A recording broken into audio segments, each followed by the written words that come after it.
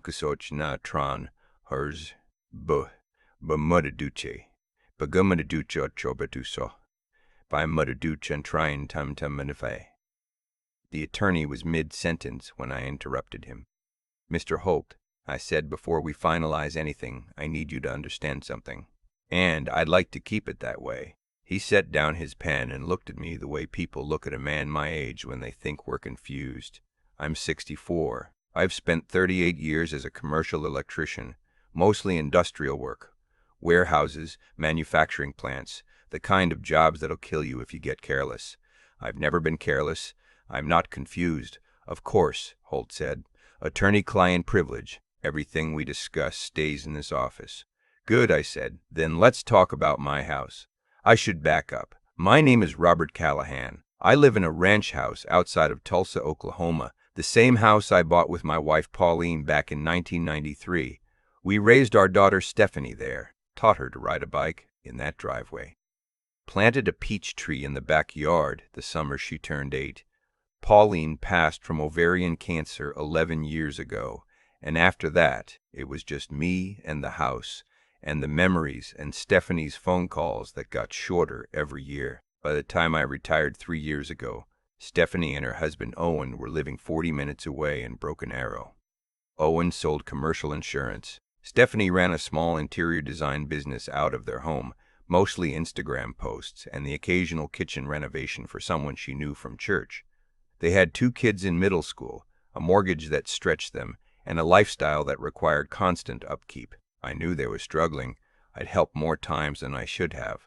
$4,200 the year their AC unit died, $8,000 when Owen's truck needed a new transmission and then the transmission shop did it wrong, and they had to sue. $11,000 when Stephanie decided to scale up her business and needed equipment she apparently couldn't live without. Every time she promised to pay it back. Every time the subject never came up again. I stopped bringing it up eventually. She was my daughter. I told myself it was fine. It was not fine. I just didn't want to see what I was looking at. The last time I'd spoken to Stephanie before the accident, we'd argued. Not about money. About the house. She'd called on a Sunday afternoon, and about 15 minutes into the conversation she said, almost casually, that I should think about downsizing. That a man my age, living alone in a 4-bedroom house, was just making more work for myself. That a condo in Broken Arrow would put me closer to them. That the house was worth something now, and the market was good. I told her I wasn't selling. She said I was being stubborn. I said the house wasn't hers to have opinions about. We hung up without saying goodbye, and 3 days later I was crossing an intersection on Riverside Drive when a 19-year-old ran a red light doing 53 miles an hour and hit the driver's side of my truck. I don't remember the impact. I remember a sound like the whole world folding in half, and then I remember a ceiling with fluorescent lights, and a man in scrubs telling me I'd broken my left collarbone, 2 ribs, and my right wrist, and that I had a moderate concussion and some internal bruising they needed to monitor. I remember asking about my truck, and the man in scrubs looking at the nurse next to him the way people look when the answer isn't good. I was in the hospital for 6 days. Stephanie came the first day. She drove over with Owen and they sat in my room for about 45 minutes. She cried a little. Owen shook my hand and said I looked good for a man who'd gotten hit by a car, which I did not, but I appreciated the effort. Stephanie asked how I was feeling. I told her. She nodded. Then she asked about the house. She said it gently. She said she'd been thinking, and maybe this was a sign, and that they could help me find somewhere nice, somewhere manageable, and that the house was too much for one person, and maybe now I'd see that. I stared at the ceiling for a moment. I said, Stephanie, I've been in this bed for less than 24 hours. She said she was just trying to help. Owen looked at his shoes. They left shortly after. She didn't come back. Not the next day. Not the day after. On day 3, I called her cell and it went to voicemail. On day 4, she texted, "So sorry, been slammed. Hope you're feeling okay. Talk soon." On day 5, nothing. On day 6, I was discharged, arranged a car service because my truck was totaled, and I wasn't about to ask anyone for a ride, and went home. That was when I started paying attention. The hospital had an overnight nurse named Deb, late 50s, short gray hair, the kind of no-nonsense manner that I've always found more comforting than false warmth. She'd been on my floor all 6 nights, and we'd talked during the quiet hours when I couldn't sleep because of the pain. She knew about Stephanie. She knew about the house. She'd heard more than she probably intended to. The morning I was discharged, she found me waiting for the car service in the lobby. "Mr. Callahan," she said, sitting down next to me, "I want to say something, and you can tell me it's none of my business." "Go ahead," I said. "Your daughter called the nurses' station yesterday afternoon. She didn't ask how you were doing. She asked when you'd be discharged and whether there was paperwork she needed to handle." Deb paused. "I've been doing this job for 22 years. Families call and ask for updates. They ask if you're comfortable, if you need anything. They don't call to ask about paperwork." I nodded slowly. "She also asked," Deb continued more quietly, "whether a parent's hospital stay counted as incapacitation for power of attorney purposes." I didn't say anything for a long moment. "I thought you should know," she said. The car took me home to the house on Ridgecrest Lane. It was mid-October, the oak in the front yard just starting to turn, and the neighborhood looked the way it always looked. Steady, quiet, familiar. I got inside with some difficulty, the wrist brace making everything awkward, and I sat in Pauline's old armchair by the window, and I thought about what Deb had told me. Power of attorney. A broken-down father. A house worth somewhere between $400,000 and $450,000, depending on the market. I'm an electrician. I understand systems. I understand that when something goes wrong with a circuit, it's almost never just one thing. There's a failure point, and then a second failure point that the first one enabled, and then a cascade. I was looking at a cascade. The question was how far along it was. I had a friend from my union days, a man named Pete Dillard, who'd left the trade about 15 years back and gone into property investigation, mostly insurance work, skip tracing, occasionally helping lawyers with asset searches. I called him that first night home. "Pete," I said, "I need to know what my daughter's been doing." He was quiet for a second. "How much do you want to know? All of it?" He called me back 4 days later. I was sitting at my kitchen table with a cup of coffee and my wrist in its brace, and he walked me through what he'd found. Stephanie and Owen's finances were worse than I'd realized. They were 4 months behind on their second mortgage. Owen had a judgment against him from an old business dispute, just under $9,000, still unpaid. Stephanie's design business had essentially stopped generating income 8 months ago. She'd been paying herself out of their savings, which were nearly gone. "There's more," Pete said. "You want the more?" "Yes." He'd found email records through a contact he had, details he was careful not to explain, from an account Stephanie used for her business. 2 months before my accident, she'd contacted a real estate agent named Tanya Briggs about a property on Ridgecrest Lane. She'd described herself as the property manager acting on behalf of an elderly owner. She'd asked about listing timeline, current comps, what a quick sale discount would look like. Tanya Briggs had replied with numbers. The email chain had 7 messages. I sat with that for a while. She also, Pete said, met with a probate attorney in August, a woman named Sheila Pruitt, downtown Tulsa. I can't get you what they discussed, but I can tell you it was a 90-minute meeting and Stephanie paid the consultation fee herself. I thanked him. I hung up. I looked out the kitchen window at the peach tree I'd planted this summer. Stephanie turned 8, bare now for the season, and I thought about what kind of man I'd been as a father. Whether I'd made it too easy. Whether I'd said yes too many times and mistaken that for love. Then I called an attorney. His name was James Holt.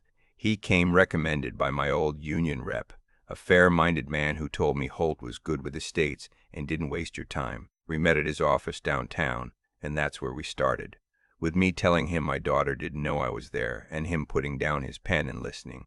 I told him everything, the loans, the house conversation at the hospital, what Deb had told me, what Pete had found. When I finished, Holt was quiet for a moment, then he asked me one question. "What do you want to happen?" I said I wanted the house protected. I wanted my estate organized so that no one could challenge it, contest it, or maneuver around it. I wanted everything documented and airtight. "And your daughter?" he asked. I thought about the peach tree. I thought about the bike in the driveway. "I want her to understand consequences," I said. "Real ones." Holt got to work. Over the next 2 weeks, while my ribs slowly stopped screaming at me every time I reached for something, he set up a living trust for the house, title transferred out of my name and into the trust, with the Tulsa Area United Way as primary beneficiary and a small bequest to my former union's apprenticeship fund. My will was updated to match, clean, documented, witnessed, and filed. There was no ambiguity in it anywhere. Holt had spent 26 years making sure people couldn't poke holes in documents, and this document had no holes. He also helped me draft 2 things. The first was a formal promissory demand. All 3 loans to Stephanie, totaling $23,200, had been made with signed notes. She'd signed them willingly, I think assuming they'd never matter. They mattered now. Holt sent a certified letter with copies of all 3 notes and a repayment schedule. First installment of $1,500 due in 30 days. The second thing was a letter to Tanya Briggs, the real estate agent. It was brief.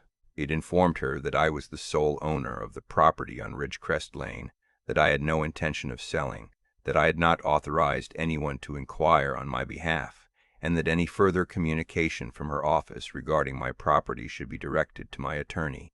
I didn't tell Stephanie any of this. I waited. She called on a Thursday, 3 weeks after I'd come home from the hospital. First call since that text on day 4. Her voice was bright and a little too casual, the way a person sounds when they've rehearsed themselves into normalcy. "Dad, I've been meaning to call. How are you feeling? Is the wrist any better?" "The wrist is fine," I said. "The wrist is fine," I said. "The ribs still bother me some." "Thank you for asking." There was a pause. She said she was sorry she hadn't been around more. Things had been hectic. The kids, Owen's work schedule. I listened. I said I understood. I asked if she'd gotten a certified letter from my attorney. A different kind of pause. "I did," she said. "That was." "Dad, that was a surprise." "Was it? I mean, we always talked about those as just, informal." "You signed promissory notes," I said. "I have copies. Holt has copies. They're not informal." She got quiet. Then she said, "Dad, is something wrong? Did someone say something to you? Because if this is about the house, I was just trying to." "Tonya Briggs received a letter this week," I said. Complete silence. I waited. Outside, a neighbor's dog was barking at something. The peach tree's bare branches moved in the wind against the kitchen window. "I don't know what you're talking about," Stephanie said, but her voice had changed. The rehearsed brightness was gone. "I think you do," I said. "I think you've been planning this for a while. I think you contacted a real estate agent 2 months before my accident and told her you were the property manager for an elderly owner.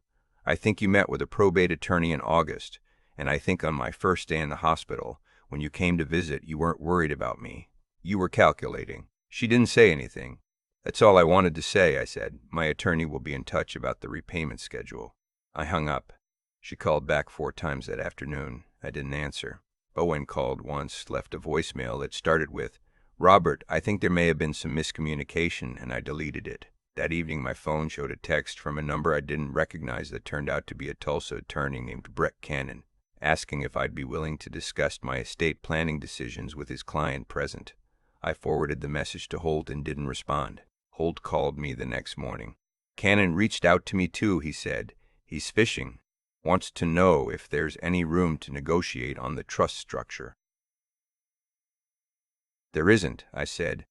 I told him the same. He asked whether you'd consider a family meeting to discuss your wishes. Holt paused, and I could hear the careful tone he used when something was genuinely interesting to him. "He also implied that your daughter has concerns about your mental capacity following the concussion." I took a breath. "She's going to try to claim I wasn't competent when I set up the trust." "She's going to try," Holt said. "She won't succeed. We documented everything. I had you evaluated by a physician the day before we signed. There's a cognitive assessment on file. We were thorough because I suspected exactly this." "You suspected it before I did," I said. "It's not the first time I've seen this play," he said, without any satisfaction in it. "I spent that weekend in my workshop. I have a small space in the garage where I've kept tools and taken on projects since Pauline died. Nothing complicated, just the kind of careful, quiet work that settles your hands and your mind at the same time.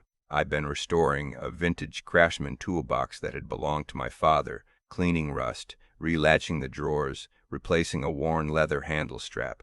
I worked on it that Saturday and Sunday, and I didn't think about Stephanie. I thought about my father, about the years he'd spent in the trades, about what he'd passed on and what I'd tried to pass on, and whether the passing on had worked the way it was supposed to. On Monday, Pete Dillard called. "Thought you'd want an update," he said. "Your daughter and her husband had a long conversation with Brett Cannon Saturday morning, about 2 hours. I have a source in that building who notices things, and Cannon apparently told them the competency angle was a non-starter, that if they pushed it and lost, and they would lose, it would cost them more in legal fees than they'd gain." Pete paused.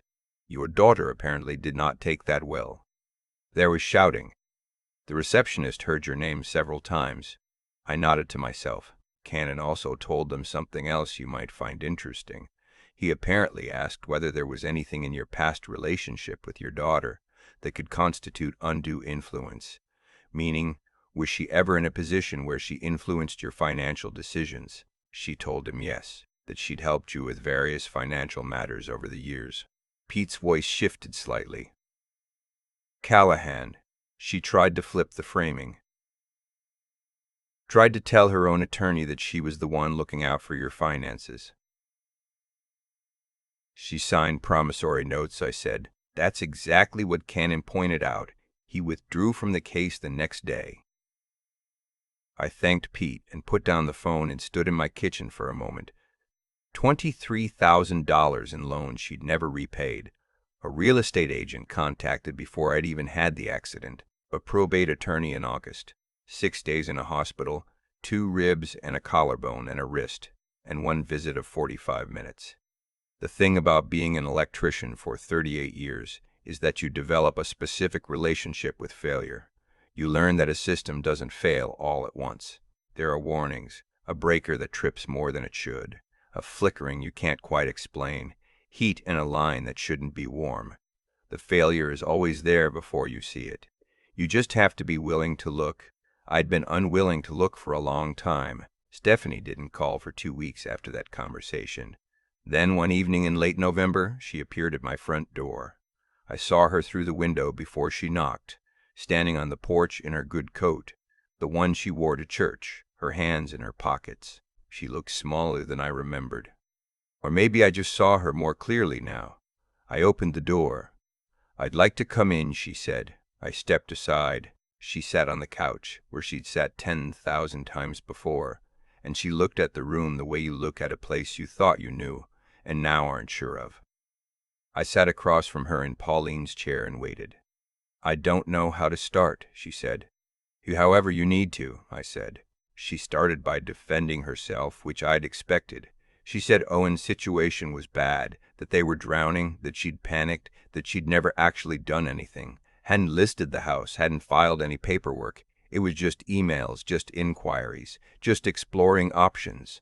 She said she would have talked to me eventually. She said she loved me. I listened to all of it. Then I said, "Stephanie, you called the nurse's station on the 4th day I was in the hospital and asked if my hospital stay constituted incapacitation under power of attorney law." She opened her mouth and closed it. "That's not a panicked inquiry," I said. "That's a plan." She looked at her hands. "The loans are real," I said. "The repayment schedule is real. The trust is structured and filed and is not changing. Those are the facts. What happens next is up to you." "What does that mean?" she asked. Her voice was thin. "It means that I'm your father and I'm not dead yet, and there's still time for you to be my daughter in ways that aren't about what I'm worth when I'm gone." I kept my voice level. "But I'm done pretending that what's been happening is acceptable. I'm done making it easy to take advantage of me and calling it love." She cried. I handed her a box of tissues that had been on the side table since the last time I had a cold, and I waited. I didn't tell her it was okay, because it wasn't. I didn't tell her I forgave her, because I hadn't decided that yet. I told her I'd heard what she said, and that she could think about what I'd said, and that James Holt would still be expecting the first loan payment in 11 days. She left about 20 minutes later. I stood at the window and watched her car back out of the driveway. She drove away without looking back. Deb called me the next morning from her personal cell, Same as she had the night I came home. I heard from the day shift that your daughter came in last week, she said. To the hospital, I mean. She asked to speak to someone about her conversation with me, the one where I told you about the power of attorney question. I sat up straighter. What happened? Nothing, ultimately. I documented the call at the time like I document everything. There was no violation. She just wanted someone to be in trouble, I think. And there was no one available for that role. Deb's voice was dry but not unkind. How are you holding up? Better, I said. Some days better than others. That's honest, she said. I asked if there was anything I could do to thank her, and she said that what I'd already done was enough. She'd gotten a call from our regional United Way chapter because apparently James Holt had submitted a donor inquiry on my behalf, and she was being considered for a recognition award connected to one of the charitable programs I'd listed in the trust documents. She laughed a little when she said it. I told her she'd earned it. That was 6 months ago. The loan repayment is happening. Slowly, imperfectly. Stephanie missed the third payment by 8 days, and I had Holt send a reminder letter, which Owen apparently took as an insult, which I decided not to spend energy on. But the payments are coming. She started therapy in January, which she mentioned to me in a phone call without being asked, which I took as a sign of something, though I'm not sure what yet. Owen is a harder case. He called me himself in December. No attorney this time, just Owen, and said he thought the whole situation had been handled in a way that was harsh and adversarial, and that families should work things out differently. I told him that families should also not contact real estate agents about a relative's house while that relative is in the hospital, and that if he had further thoughts on the subject, he was welcome to share them with James Holt. He hung up. He is not called again. My wrist healed fully in February. My ribs took longer, which they always do. There's nothing to be done for ribs except wait, and waiting has never been easy for me. But they healed. I'm back in the workshop most evenings. The Craftsman toolbox is finished and sitting on the bench, every drawer sliding clean, the leather strap replaced with good thick hide I ordered from a place in Kansas. It looks like something worth keeping. I don't know where things go with Stephanie from here. I've thought about this more than I'd like to admit. At odd hours, the way you think about things when the house is quiet and there's nothing to distract you from being honest with yourself. She's my daughter. That means something. I spent 22 years trying to give her a good life, and some of that took, and some of it didn't. And I don't know yet which parts are reachable. What I know is that I'm not going to make it easy to treat me badly and call it complicated. I'm not going to loan money I've given up expecting back and pretend that's generosity instead of enabling. I'm not going to sit in a hospital for 6 days wondering if my only child cares whether I wake up and then act like the visiting record doesn't tell me something real about who she's become. I still live on Ridgecrest Lane. The oak in the front yard turned fully gold last week, and now it's dropping leaves across the driveway in a way that would annoy me if I were still the man who needed everything neat. I'm less interested in neat than I used to be. The peach tree is bare again, same as every October, but it'll come back in April the way it always does. I planted it 31 years ago for a girl who still exists somewhere inside the woman who sat on my couch last November and couldn't meet my eyes. I haven't given up on her. I've just stopped pretending that hope and foolishness are the same thing. The toolbox sits on the bench in the garage. My father's initials are stamped on the lid, faded but still there. Some things are worth the work of restoring. Some things, given enough time and enough honesty, can be made whole again. I'm still deciding which things are which. But I'm deciding with my eyes open now, and that makes all the difference. I've been thinking lately about what it actually means to love someone versus what we tell ourselves loving someone looks like. For a long time, I thought the two were the same thing. I gave Stephanie money when she needed it and told myself that was love. I didn't ask hard questions when the loans went unrepaid, and I told myself that was grace. I let things slide that shouldn't have slid, and I called it patience. What it actually was, I understand now, was avoidance. I didn't want to see what I was looking at, so I didn't look, and that choice, that long, comfortable, expensive choice, had consequences. Not just for me, for her too. Here's what I've come to believe. The way you treat people teaches them what they can expect from you. Every time I handed Stephanie money without following through, every time I accepted a vague promise and moved on, I was teaching her a lesson I never intended to teach. I was showing her that there were no real lines, no real consequences, that I could be managed. That's not a critique of her character. It's an honest accounting of my own failures as a father. I made it easy to take advantage of me and then felt hurt when someone did. The accident changed the math, but it didn't create the problem. The problem was already built. I was just finally paying attention. What I did after the attorney, the trust, the demand letters, wasn't revenge. I want to be clear about that because I've thought about it enough to be sure. It was the first time in years I acted like my own interests mattered. It was the first time I told the truth about what was happening instead of constructing a more comfortable story. There's a difference between punishing someone and simply refusing to keep absorbing punishment yourself. I had confused those two things for a long time. Deb, the nurse who told me about the power of attorney call, she didn't have to do that. She had nothing to gain from it and something to risk. What she gave me was information, and information is only useful if you're willing to act on what it tells you. I was finally willing. That willingness, more than any attorney or document, was the real turning point. Stephanie is still my daughter. That's not something I'm interested in arguing about, but a relationship only works if both people in it are honest about what it actually is, not what they wish it were, not what it used to be, but what it is right now, today, with everything visible. I'm not going to pretend the last few years didn't happen. I'm not going to rebury the thing I dug up. What I can do is stay present, stay clear-eyed, and let whatever comes next come on honest terms. The Craftsman toolbox sits on my workbench, fully restored. My father's initials are still on the lid. I think about him sometimes when I'm out there in the evenings, about the kind of man he was, about the standards he held without making a performance of them. He never confused kindness with surrender. I'm still working on understanding the difference as well as he did. Some things are worth restoring. Some relationships are worth the hard, slow work of rebuilding on a better foundation. But restoration requires honesty first. It requires seeing the damage clearly before you can know what you're actually working with. I see it clearly now. That's enough to start with.